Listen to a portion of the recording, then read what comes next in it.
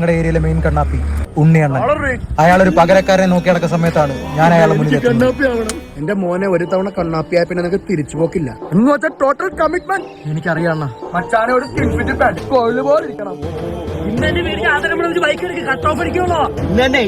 എടുത്തോ മച്ചാനെ. Welcome to Kannappi world. അങ്ങനെ പതിയെ ഞാനും ഒരു സർട്ടിഫൈഡ് കണ്ണാപ്പിയായി. കാന്താരികൾക്ക് മുന്നിൽ വാണത്തരം കാണിച്ചും പോസ്റ്റ് കേസിൽ പ്രതിയുമായി ഞാൻ എന്റെ കഴിവ് തെളിയിച്ചു.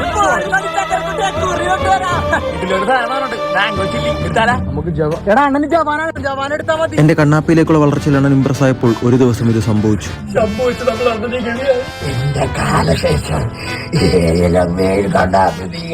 തലമൂത്ത കണ്ണാപ്പി പദവി എനിക്ക് തന്നിട്ട് അണ്ണൻ ഞങ്ങളിൽ നിന്ന് വിടവാങ്ങി.